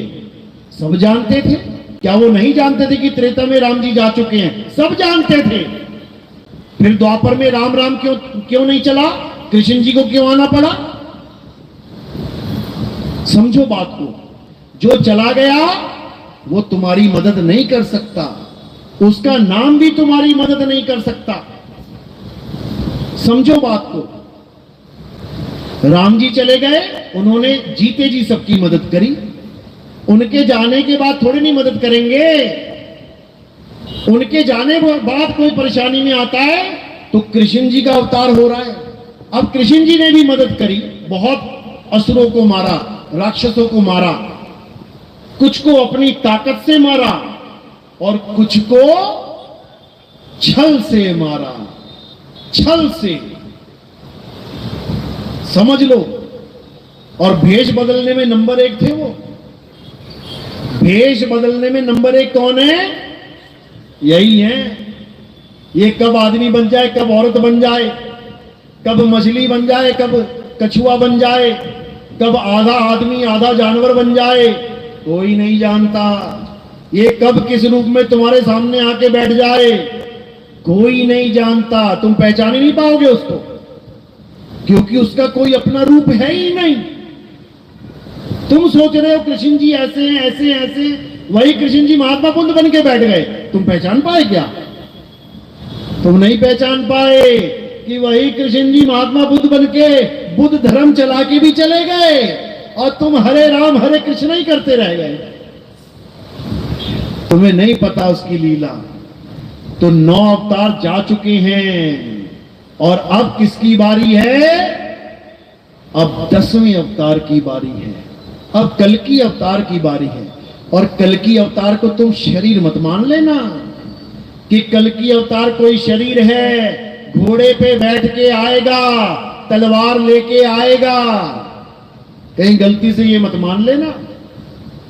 परमाणु का युग है आज, एक बटन दबाया और पूरे शहर का सफाया। उसमें तलवार क्या करेगी, उसमें घोड़ा क्या करेगा? ये तलवार और घोड़ा वो नहीं है जो तुम देख रहे हो। ये तलवार कौन सी तलवार है, ये घोड़ा कौन सा घोड़ा है? ये बुद्धि के घोड़े हैं। बुद्धि के घोड़े दौड़ाएंगे और विवेक की तलवार चमकाएंगे। तब समझना कि कल की अवतार आएंगे, तब समझना। कहीं गलतफहमी में मत रहना कि वो जयपुर में मंदिर है, कल की भगवान का वो घोड़े का पैर जख्मी है और वो ठीक हो जाएगा तब कल की अवतार आएंगे। तुम पैर ही देखते रह जाओगे और वो अवतार आके भी चला जाएगा, तुम्हें समझ में ही नहीं आएगा कि हुआ क्या। तो इसलिए यही समझाया जा रहा है कि जैसे हर युग में एक अवतार आता है, अपना कार्य करता है और चला जाता है, इसी प्रकार अब कल की अवतार की बारी है। अब पुराने अवतारों की पूजा की जरूरत नहीं है, नहीं है। अब क्या करना है? ठीक है, तुमने जो किया किया, तुम्हारे भाव बने रहे, अच्छी बात है। तुमने राम जी की पूजा करी, तुमने श्याम जी की पूजा करी, तुमने सबकी पूजा कर डाली, तुमने भूत प्रेत पूज लिए, तुमने बैल सांप चूहे पूज लिए, नहीं पूजे क्या? सांप की भी पूजा कर डाली। जाते हो मंदिर में, सांप बना होता उसको भी दूध पिला देते, ले तू भी पी ले भाई। लड्डू लेके गए तो सांप के भी मुंह में लगा देते, ले लड्डू खा ले। और जब असली सांप आता है तो क्या करते हो? तो लठ मारते हो उसके। चूहों का मंदिर है, जाके चूहों के मंदिरों में दूध पिला रहे हो। और जब घर में चूहा आ जाएगा, पत्थर के चूहे को दूध पिला रहे हो। गणेश जी की पूजा करने गए, नीचे एक चूहा है, उसको भी लड्डू खिला दिया, दूध पिला दिया। और जब घर में असली चूहा निकल गया, वो लड्डू में जहर डाल के खिला दिया, वो मर गया बेचारा, चूहे की मौत। इसी प्रकार नंदी के कान में जाके अपनी ख्वाहिश बता रहे हो, मुझे इतना पैसा चाहिए, मेरी लॉटरी लग जाए, नंदी भगवान जरा बात पहुंचा देना वहां तक। और जब नंदी ने अपनी इच्छा जाहिर करी, मैं थोड़ा सा गेहूं खा लूं तेरे खेत में, तो लठ बजा रहे हो। बताओ, तो ये इंसान का खेल है। तो क्या करना है? अब समझना है कल की अवतार क्या है। कल की अवतार कोई शरीर नहीं है। इसीलिए कल की अवतार का दूसरा नाम क्या है? निष्कलंक अवतार। निष्कलंक, निष्कलंक अवतार, इसका मतलब क्या है? जिस पे कोई कलंक नहीं लग सकता है, वो है निष्कलंक अवतार। अब कलंक किस पे लगता है? किस पे लगता है? शरीरों पे कलंक लगता है। कितना मर्जी कलंक लगा लो, कलंक लगाने के लिए तो बना है ये। तुम आत्मा पे कलंक लगा के दिखाओ, तुम आत्मा पे कलंक नहीं लगा सकते। इसीलिए उस आत्म देव के अवतार को निष्कलंक राया अवतार बोला जाता है। यह अभी तुम्हें समझ में नहीं आएगा, जिसके समझ में आ गया अच्छी बात है। जिनकी समझ में अभी नहीं आ रहा है, जल्दी उनकी समझ में भी आ जाएगा, क्योंकि अब वो समय आने वाला है जब हर जगह हाहाकार मचने वाली है। अभी तुम्हें समझ में नहीं आ रहा है, अभी तुम्हें खूब माया दिखाई दे रही है। इस मंदिर में चला जाऊं, उस मंदिर में चला जाऊं, यहां लॉटरी लग जाए, वहां जाके लॉटरी लग जाए, यहां बिगड़े काम बन जाए, वहां बिगड़े काम बन जाए। बस थोड़े दिनों की बात है। उसके बाद तुम ये सोचोगे कि मैं घर से बाहर जा रहा हूं, शाम तक वापस आऊंगा कि नहीं। रोड पे पड़े मिलोगे और जो तुम्हें उठा रहा होगा ना, वो भी तुम्हारे ऊपर गिर पड़ेगा। ऐसा समय आने वाला है, अभी तुम नहीं समझ रहे हो, लेकिन ये समय बहुत जल्दी आने वाला है। उसके बाद क्या होगा? उसके बाद कोई मंदिरों में नहीं जाएगा, कोई मस्जिदों में नहीं जाएगा। उसके बाद लोग ये ढूंढेंगे कि रास्ता क्या है बचने का, अब कैसे बचें, ये इतनी मौतें हो रही हैं, कैसे बचा जाए, कैसे। तब एक ही रास्ता सूझेगा, और वो रास्ता क्या है? अरे बचना चाहो काल जाल से तो चीनो शब्द हमारा, और कहें कबीर अमर कर राखूं जो निज होए हमारा। बस एक ही रास्ता रह जाएगा।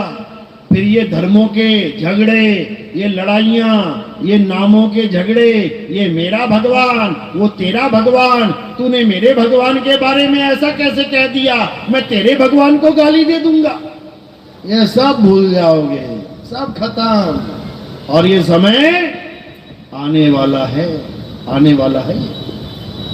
तो अब क्या करना है? इससे पहले कि ये समय आए, सबको जगाना है, बच्चे बच्चे को जगाना है, इस ज्ञान को इतना फैलाना है कि बच्चे बच्चे को समझ में आ जाए कि इस जीवन का उद्देश्य क्या है, आत्मा का ज्ञान क्या है। पत्थरों को पूजना और आत्मा को पूजना, इसमें अंतर क्या है। और जिस दिन ये ज्ञान उनको समझ में आ जाएगा तो समझ लो सत्य सनातन धर्म पूरे विश्व में छा जाएगा, और फिर भारत विश्व गुरु बनेगा। विश्व गुरु ऐसे नहीं बोला गया है। विश्व गुरु क्यों बोला गया है?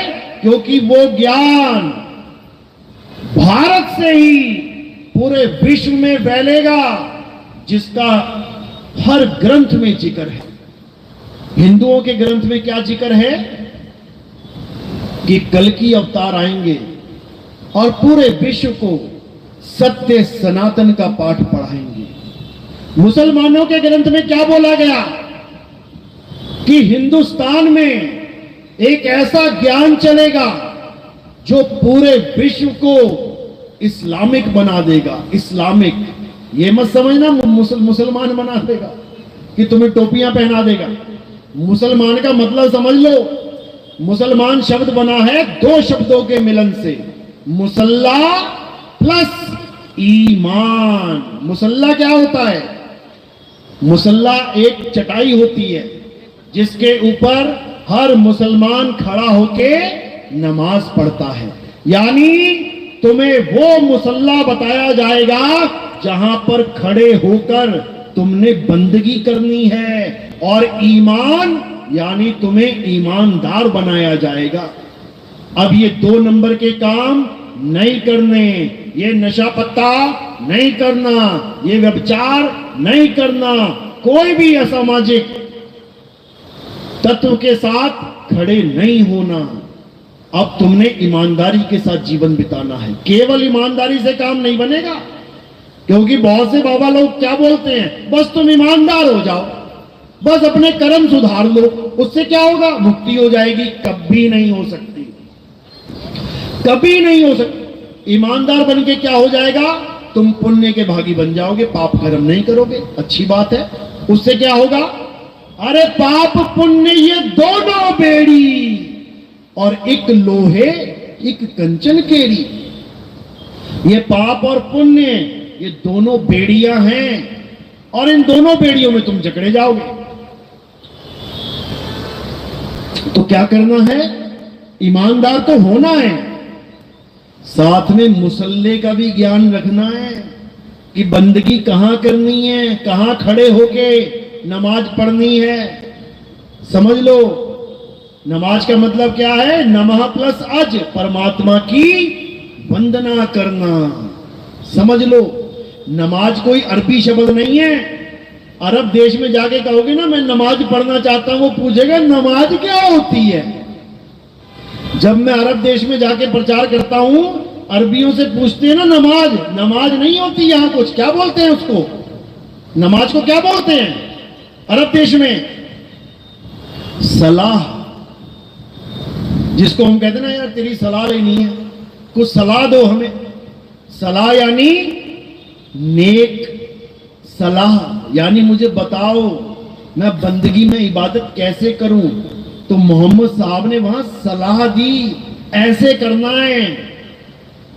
तो यही मुसलमानों के यहां गजवाए हिंद बोला जाता है।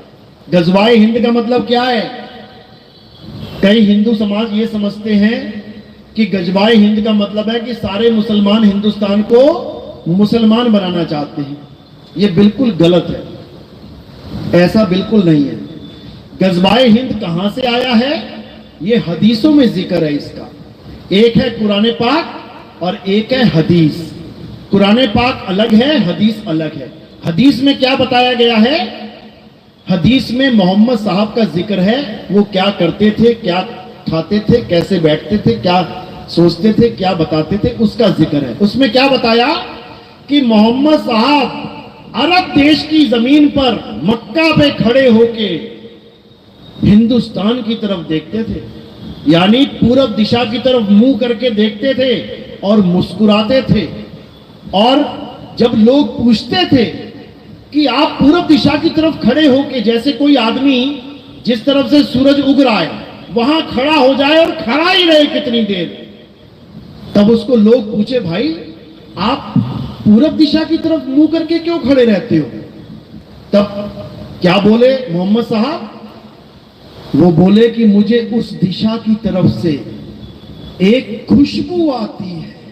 क्या आती है? खुशबू आती है। कौन सी खुशबू आती है? कनेर के फूल की या गुड़हल के फूल की? कौन सी खुशबू आती है? मुझे खुशबू आती है अमन की, शांति की, चैन की। उस समय बोलते थे वो कि उस हिंदुस्तान से एक ऐसा ज्ञान उठेगा जिसका नाम उन्होंने गजवाए हिंद बोला था। कि पूरे संसार में गजवा क्या होता है? एक युद्ध होता है। युद्ध मतलब धर्म युद्ध। ये युद्ध चल रहा है हमारा, ये जो हमारा सत्संग चल रहा है, ये क्या है?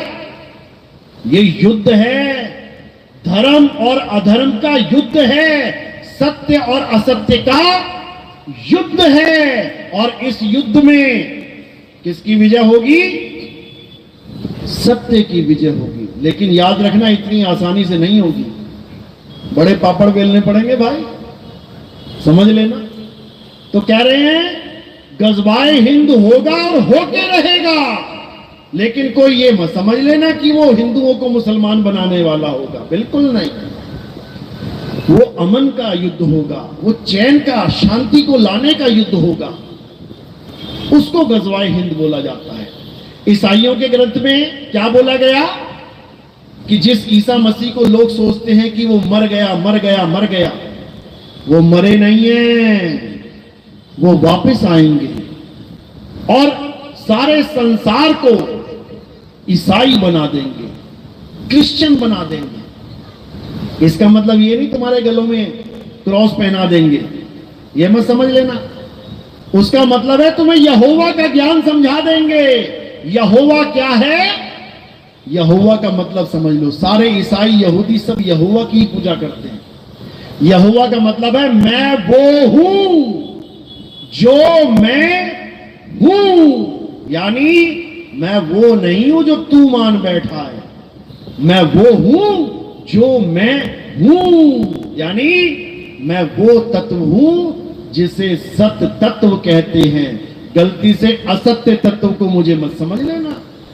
यानी मेरा ज्ञान केवल वही दे सकता है जो मुझे जानता है, वही बता सकता है मैं क्या हूं।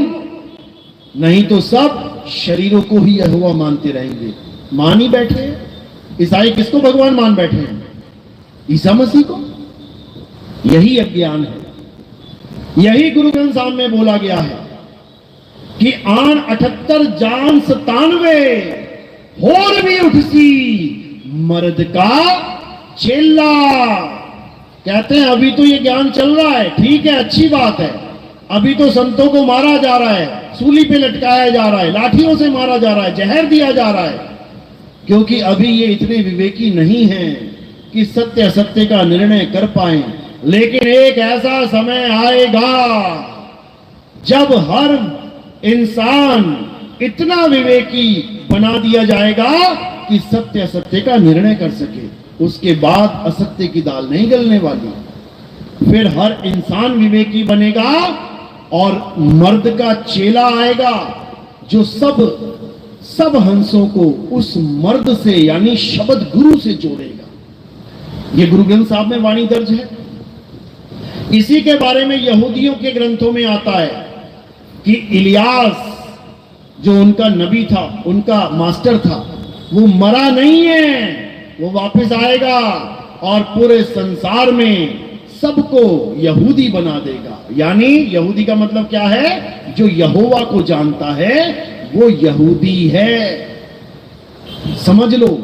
इसी का जिक्र कबीर साहब के ग्रंथ में आता है कि एक ऐसा समय आएगा जब ऐसा अवतार आएगा जो सारे संसार में सतनाम का झंडा फहरा देगा, यानी सत्य और असत्य का निर्णय करवा देगा।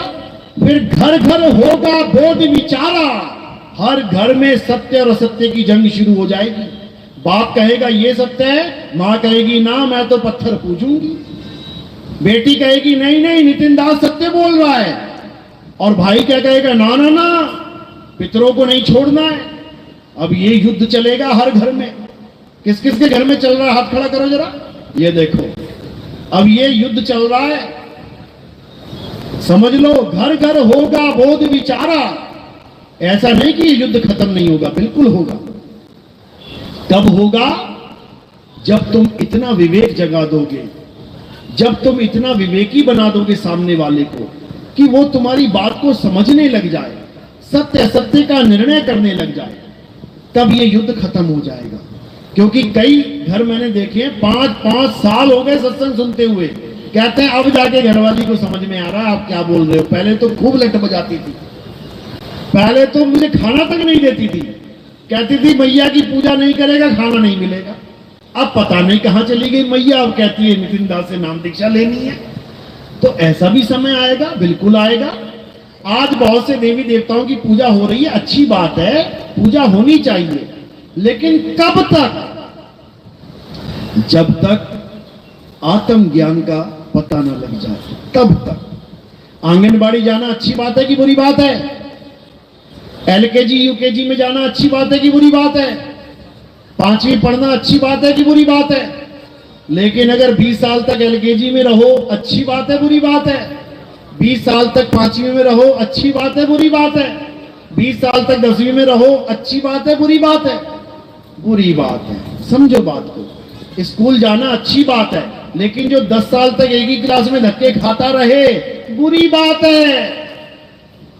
मंदिर जाना अच्छी बात है, लेकिन बुढ़ापे तक मंदिर जाना ये अच्छी बात नहीं है मेरे भाई, समझ जाओ।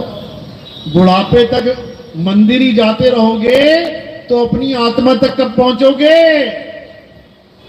अपनी आत्मा का ज्ञान कब प्राप्त करोगे? आत्मज्ञानी कब बनोगे?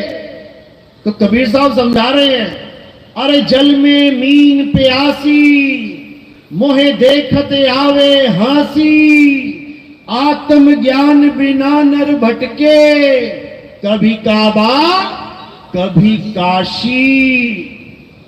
कहते हैं अगर तुम्हें आत्मज्ञान प्राप्त नहीं हुआ तो बुढ़ापे तक कभी काबा और कभी काशी भटकते रहोगे मेरे भाई। इसलिए अब आत्म ज्ञान प्राप्त करो। अरे जब लग ना चीनोगे आत्म, तब लग ना मिली है परमात्म। आत्म चीन है परमात्म चीन है, संत कहावे सोए, और यह भेद काया से न्यारा, पूछे बिरला कोए। ये काया से न्यारा भेद है मेरे भाई। कहीं पता लगा आंखें बंद करके ध्यान में बैठ गए, उसके बाद क्या होगा? ये मन का खेल शुरू हो जाएगा। किसी को राम जी के दर्शन हो जाएंगे, किसी को श्याम जी के दर्शन हो जाएंगे, किसी को किसी के दर्शन हो जाएंगे, किसी को किसी के हो जाएंगे। ये दर्शन उसका दर्शन नहीं है जिसका दर्शन तुम्हें चाहिए। ये दर्शन है इस निरंजन का, इस मन का, ये मन के बहुत से रंग हैं, अरे छिन आए छिन जाए, और एक रंग में जो रंगे सो जन संत कहाए। मन के बहुत से रंग हैं। आज कितने बाबा तुम देखोगे क्या बोल रहे हैं, करोड़ों फॉलोअर हैं उनके, क्या कह रहे हैं, मुझे काशी में भोले शंकर के दर्शन हुए थे, अब क्या हुआ, अब वृंदावन में बैठा हूं राधे राधे जप रहा हूं। बताओ, अरे जब काशी में भोले शंकर के दर्शन हो गए तो तेरी तृप्ति हो जानी चाहिए थी। जब भगवान मिल गए तो पेटा भर जाना चाहिए था, लेकिन नहीं भरा, तो भोले शंकर का नाम छोड़ के अब राधे राधे जप रहा है। अब राधे के भी दर्शन हो गए तो क्या हो जाएगा, जब भोले शंकर से पेटा नहीं भरा तो राधे से पेटा कैसे भर जाएगा भाई, कोई बता दे मुझे। ये कभी नहीं भरने वाला। ये कब भरेगा, जब तुम्हें आत्म ज्ञान हो जाएगा, जब तुम्हें आत्म तृप्ति हो जाएगी, जब आत्म देव की शरण में तुम विराजमान हो जाओगे, उसके बाद तुम्हें गीता का तीसरा श्लोक, तीसरा अध्याय 17वां श्लोक समझ में आने लग जाएगा। क्या बोल रहे हैं हे अर्जुन, जो अपनी आत्मा में रमण करते हैं, किसमें, राम जी में, कृष्ण जी में, हनुमान जी में, भोले शंकर में, राधे राधे में, किसमें रमण करना है, आत्मा में। आत्मा में, किसी देवी देवताओं में, किसी भगवानों में नहीं, आत्मा में। लेकिन आत्मा में रमण करे तो करें क्या, कैसे करें, यही नहीं पता, तो क्या करोगे, कुछ नहीं कर पाओगे।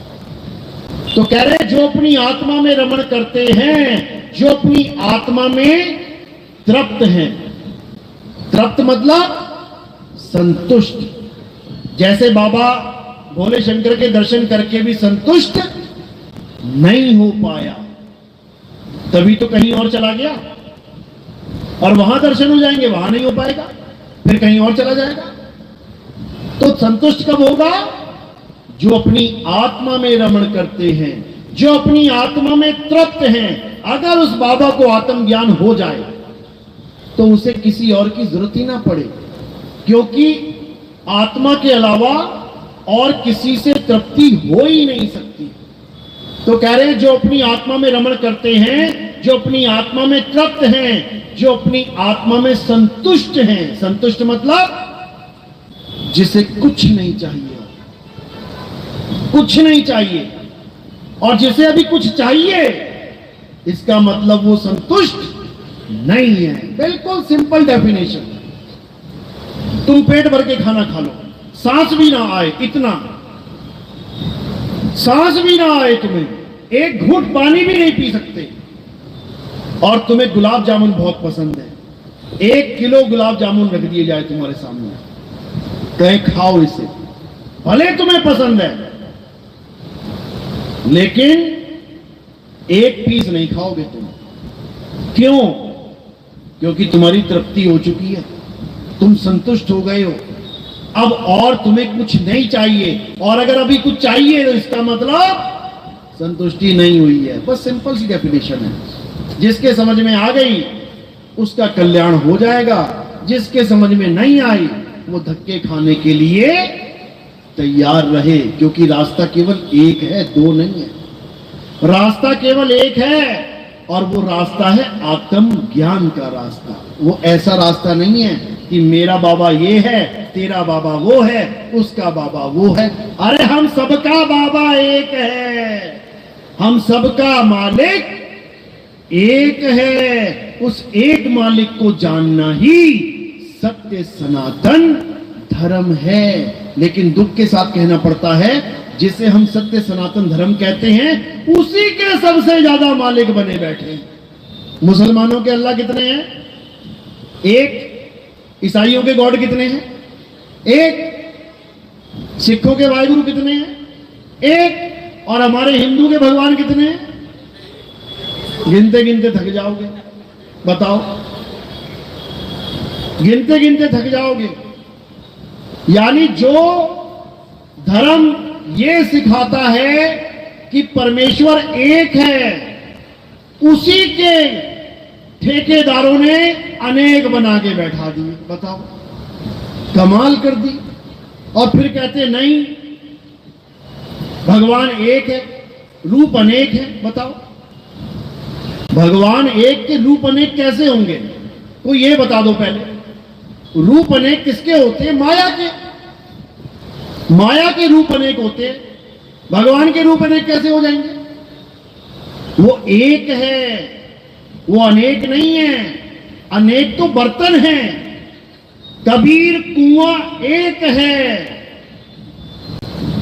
कबीर कुआं एक है, पानी भरे अनेक, बर्तन सबके न्यारे न्यारे, पानी सब में एक। और तुम बर्तनों को पानी समझ बैठो तो तुमसे बड़ा मूर्ख कोई नहीं है कि तुम भगवान को अनेक समझ बैठो कि वो एक हैं, अनेक हैं। वो एक ही है। अनेक तो जीव हुए बैठे हैं। ये देखो कितने अनेक हैं।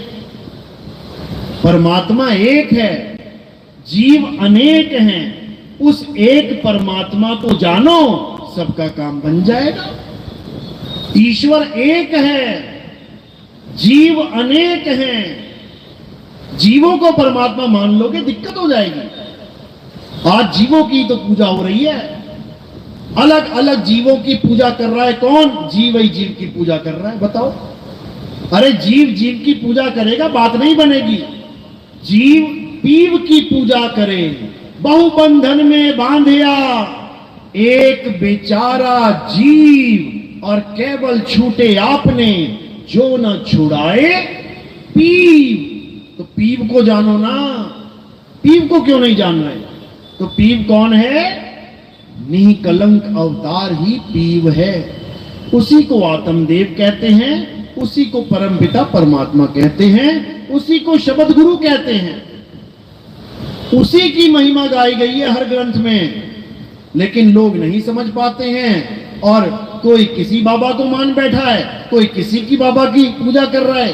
कोई कह रहा है मेरे बाबा को ये अवतार दिया गया था, मेरे बाबा को ये श्राप मिल गया, मेरे बाबा को ये वरदान मिल गया। इसी में उलझे पड़े हैं सारे। अरे सब बाबाओं का जो एक बाबा है उसको जान लो, सारे फिर से एक हो जाएंगे। तो बात इतनी ईजी है, लेकिन समझ में नहीं आती। इसलिए हम सब अज्ञानता में एक दूसरे से झगड़ा करते फिरते हैं। तो क्या करना है? सबसे पहले गीता को अपने जीवन में लेके आओ, गीता का पाठ करो, गीता को समझो। गीता क्या कह रही है? जो गीता कह रही है वो करो, और जो गीता मना कर रही है उसको त्याग दो। तभी तो तुम सत्य सनातन तक पहुंच पाओगे।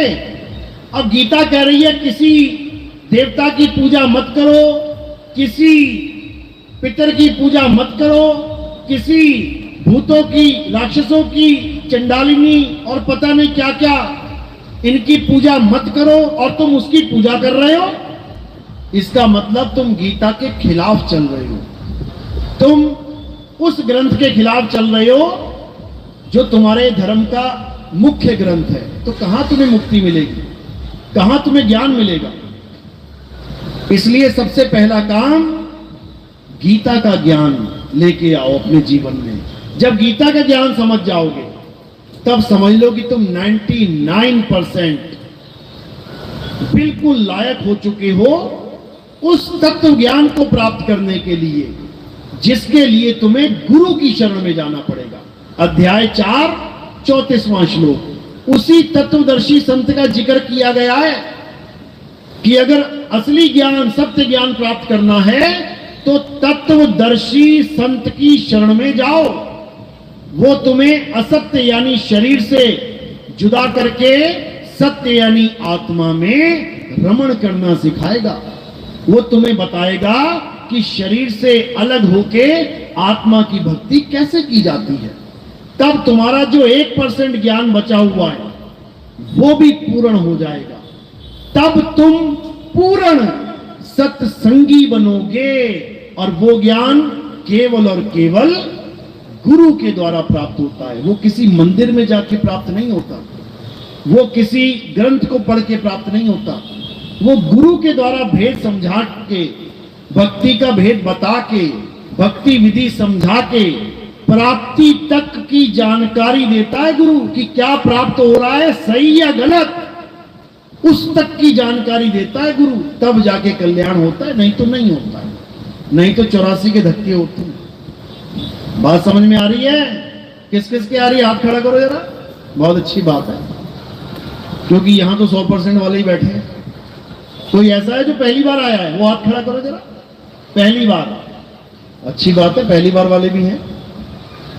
तो ये ज्ञान निष्पक्ष ज्ञान है, ये ज्ञान पक्षपात वाला ज्ञान नहीं है कि मैं 20 साल से इसकी पूजा कर रहा हूं, मैं कैसे छोड़ दूं, मैं 50 साल से इनकी पूजा कर रहा हूं, मैं कैसे छोड़ दूं। ये सत्य और असत्य का ज्ञान है। असत्य को त्यागना है, सत्य को धारण करना है। और अगर तुम ये ना कर पाए तो तुम्हारे जीवन का कोई मकसद नहीं है। तुम बिल्कुल उन्हीं लोगों की तरह हैं जो पैदा हुए, खाया, कमाया, इकट्ठा किया और निकल गए, कोई कुछ पल्ले नहीं रहा। दुविधा में दोनों गए और माया मिली ना राम। सत्य को पकड़ नहीं पाए, असत्य को छोड़ नहीं पाए, तो दुखी हो जाओगे। चलो, तो आज का सत्संग यही समाप्त करते हैं और मालिक से अरदास करेंगे। आज गुरु पूर्णिमा का दिन है और ये सत्संग जो भी लाइव सुन रहे हैं इसको ज्यादा से ज्यादा शेयर करें। हर इंसान तक ये ज्ञान पहुंचना चाहिए, हर मालिक के जीव तक ये आत्मा का ज्ञान पहुंचना चाहिए। उसको अपनाए चाहे ना अपनाए ये अलग बात है, लेकिन उसके काम तक ये ज्ञान पहुंचना जरूर चाहिए, ताकि अंत समय में वो ये ना कह सके कि भगवान जी मुझे बताने वाला कोई ना मिला। ये बहाना नहीं चलेगा। इसलिए सब तक ये ज्ञान पहुंचाना है। भले तुम्हें गालियां दे दे, कोई बात नहीं, सुन लेना, अच्छी बात है, समझ लो। हमेशा मीठा खाओगे तो डायबिटीज हो जाएगी। फिर करेला भी खाना पड़ता है, तो करेला भी अच्छा है, उसमें भी गुण है, खून को शुद्ध करता है। अच्छी अच्छी बातें सुनोगे, अहंकारी हो जाओगे, गालियां भी खा लिया करो, टिक्के रहता है इंसान पे। तो अच्छी बात है, 52 अक्षर का खेल है, कहीं गाली चिपक नहीं जा रही तुम्हारे, लेकिन ज्ञान जरूर बांटो, लोगों को जरूर समझाओ। ये हमारे इंसान जन्म का प्रमुख उद्देश्य है। तो इसी के साथ मैं वाणी पे विराम देता हूं। अब जयकारा लगाएंगे और सत्संग की समाप्ति करेंगे। आगे का जो प्रोग्राम है वो किरण हंस जी आपको बताएंगे।